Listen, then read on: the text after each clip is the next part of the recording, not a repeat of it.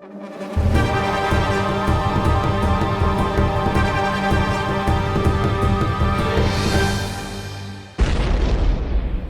anime and manga fans, I'm Kyle Glockner and welcome back to another episode of Animanga. If you watched the show last fall, you may have seen my review of my top 5 shows that aired during the fall 2018 season. While those shows were all more or less pretty great, there was one show among those 5 that left a big impact on me as it concluded its run. Plus, with the recent movie that aired here in the States, I knew it was finally time. So today, I'll be talking about Rascal Does Not Dream of Bunny Girl Senpai.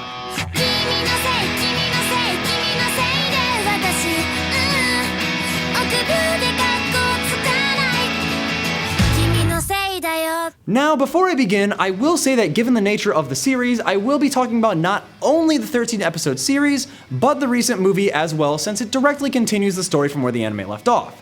So if you haven't had a chance to see that, there may be some spoilers in that regard. With that, let's get into the review. The show, with a very long and misleading title that I will refer to as simply Bunny Girl for the purposes of this review, begins with Sakuta Asusagawa meeting his senpai, Mai Sakurajima, wearing a Bunny Girl outfit in their local library. A pretty standard introduction, all things considered. Sakuta learns that he is the only one able to see and remember Mai due to a unique condition called adolescence syndrome. To quickly explain adolescence syndrome, it's basically the result of someone experiencing a stressful or abnormal event in their youth that manifests in a way that fulfills the desire of its host in a bizarre way. Huh. That sounds kind of familiar. For example, Mai, who was a child actress, became overwhelmed by the stress of show business, so she became invisible to everyone. During a later arc, Mai and her sister Nodoka end up switching bodies, which forces them to reconcile the differences in a rather literal step into someone else's shoes situation. Now, based on my description so far, you may be drawing a lot of parallels to the Monogatari series. One guy deals with the supernatural situations affecting a bunch of girls that end up having fairly normal and down-to-earth solutions with an abundance of wit and charm. From that description alone, they're basically the same show, just take Bakemonogatari, replace Shaft with Cloverworks, and there you go. But there are a lot of things that I like about Bunny Girl that I feel help to make it very distinct from Monogatari, so those will be what I mostly talk about today. The first aspect of Bunny Girl that I want to touch on is the writing. Like with Monogatari, the writing of the series was one of the main things that brought me back every week as new episodes came out. There's a different type of wittiness to the dialogue as opposed to Monogatari, and to give it the best description I can, whereas Monogatari derives its witty banter from Japanese puns and being incredibly roundabout, Bunny Girl is more concise and direct. There's an appeal to the bluntness that the characters have with each other that makes their interactions and relationships feel more real than with similar shows. Their conversations feel like actual conversations between real people and not just dialogue written for anime characters, which really helps to bring the characters to life and make me much more attached to them overall. Now, to talk about those characters for a bit, they are my favorite part of this series. Through each of the girls getting their own arc and Sakuta being the vehicle through which their solutions are found, we get a lot of insight to each of their personalities and see a lot of growth from them throughout their arc. I really appreciate the character arcs of Bunny Girl because in a lot of other shows, while some characters may have a defining growth moment in an arc, it's not uncommon for them to oftentimes slip back into their old character for the sake of a gag. One example of this is Morgana from Persona 5. To explain this with as few spoilers as possible, throughout the game, Morgana comes off as an incredibly pompous and arrogant character.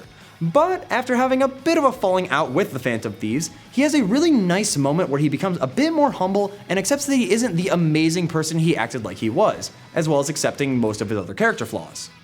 But then, a couple scenes later, he's back to acting like he's the cream of the crop and the literal best thing to ever happen to the Phantom Thieves. This just kind of makes his whole character arc feel really not genuine and takes away from the admittedly nice character moments he does have. While it was a bit of a long-winded example, it goes perfectly in line with what I love about Bunny Girl's characters. During each of their arcs, their growth as characters remains in arcs to come. In later scenes, we can actually see Futaba's newfound confidence, as well as seeing the restored relationship between Mai and Nodoka. But on top of all that, I was so happy that this show didn't follow any typical harem tropes. Even with Monogatari, which establishes Araragi and Senjikahara's relationship very early in Bakemonogatari, there are a lot of moments with characters in later arcs that just make it feel like we've kind of forgotten that Hitagi even exists. This is legitimately one of my only criticisms about the Monogatari series, and I was thrilled to see it not happen at all in Bunny Girl. Finally, I'd like to talk about adolescent syndrome itself.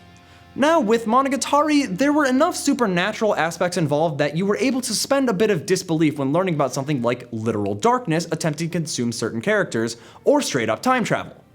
But unfortunately, we don't have the luxury of vampires and ghosts in Bunny Girl. That being said, while the results of some characters' adolescent syndrome may be a bit out of the ordinary, I found them to be very down to earth and they all felt very feasible.